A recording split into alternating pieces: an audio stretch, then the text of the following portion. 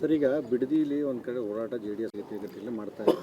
ಇದರ ಬೆನ್ನಲ್ಲೇ ಏನು ಅಂತಂದರೆ ನಿನ್ನೆ ಏಕಾಏಕಿ ದಾಳಿ ನಡೆದಿದೆ ಜೈಲ್ ಮೇಲೆ. ಅಲ್ಲಿ ಏನು ಮಾಡ್ತಾರೆ, ಪ್ರಜ್ವಲ್ ರೇವಣ್ಣ ಅವರು ಮೊಬೈಲಲ್ಲಿ ಮಾತಾಡ್ತಾ ಇರುವಂಥದ್ದು, ಅವ್ರನ್ನ ಟಿ ಶರ್ಟ್ ಹಾಕ್ಕೊಂಡಿರೋದು, ಇದನ್ನು ವೈರಲ್ ಮಾಡ್ತಾರೆ. ಮತ್ತು ಖುದ್ದಾಗಿ ಗೃಹ ಮಂತ್ರಿಗಳಿದ್ದಾರೆ, ಇಲ್ಲ ನಾನೇ ಅದಕ್ಕೆ ಪರ್ಮಿಷನ್ ಕೊಟ್ಟಿದ್ದೀನಿ, CM ಒಟ್ಟಿಗೆ ಮಾತಾಡಿ ಈ ರೀತಿ ಮಾಡಿದೆ. ಅಂದರೆ ಎಲ್ಲೋ ಒಂದು ಕಡೆ ಬಿಡದಿ ಹೋರಾಟ ಏನಿದೆ JDSನಿಂದ ಹತ್ತಿಕ್ಲಿಕ್ಕೆ ಎಲ್ಲೋ ಪ್ರಯತ್ನ ಆಯಿತು ಅಂತ ಅನಿಸ್ತಾ ಇದೆ. ನೋಡಿರಿ, ಬ್ಲ್ಯಾಕ್ ಮೇಲ್ ಮಾಡ್ಲಕತ್ತಾರೆ. ಈಗ ನೀವು ತನಿಖೆ ಬಿಡದಿಕ್ಕಿಂತ ಮೊದಲನೇ ಯಾಕೆ ನೀವು ಎಷ್ಟು ಸಲ ಆ ಜೈಲಿನಾಗ ಕಂಪ್ಲೇಂಟ್ ಬಂದವು?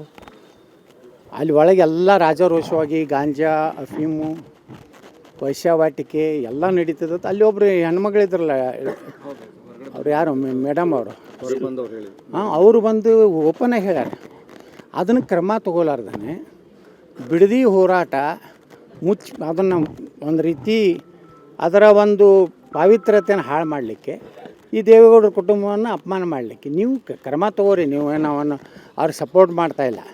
ಆದರೆ ಇದನ್ನೇ ಯಾಕೆ ಬಿಡದಿಕ್ಕಿಂತ ಮೊದಲು ಯಾಕೆ ಮಾಡಲಿಲ್ಲ? ಇದೇನು ಬಿಡದಿ ಹೋರಾಟ ಚಾಲು ಆದಾಗಿನಿಂದ ಆ ಜೈಲಿನಾಗ ಏನು ನಮ್ಮ ಪರಪ್ಪನ ಅಗ್ರಹಾರನಾಗ ನಡೆದಿಲ್ಲ. ಭಾಳ ವರ್ಷಗಳಿಂದ ಎಲ್ಲ ಒಳ್ಳೆಯ IPS ಅಧಿಕಾರಿಗಳು ಅದನ್ನು ಸಾಕಷ್ಟು ಸಲ ಮನಸ್ಸು ಬಿಚ್ಚಿ ಹೇಳಿದ್ದಾರೆ. ಅವ್ನು ಟ್ರಾನ್ಸ್ಫರ್ ಮಾಡಿಬಿಡ್ತೀರಿ, ಯಾಕಂದ್ರೆ ನಿಮ್ಗೆ ಮಾಮೂಲಿ ಸಿಗ್ತೈತೆ.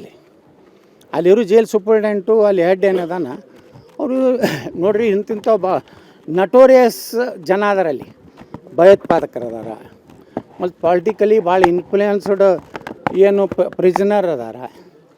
ಅಲ್ಲಿ ನೀವು ಇದನ್ನು ರೇವಣ್ಣನೊಂದು ಉದಾಹರಣೆ ತೊಗೊಂಡು ಅವರು ಬಿಡದಿ ಹೋರಾಟದಿಂದ ಹಿಂಸರಿಬೇಕು.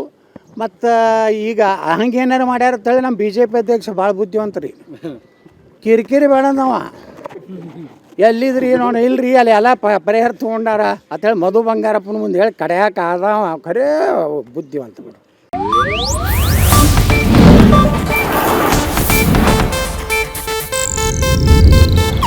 ಇದು ಏಷ್ಯಾನೆಟ್ ನ್ಯೂಸ್ ನೆಟ್ವರ್ಕ್ ಪ್ರಸ್ತುತಿ.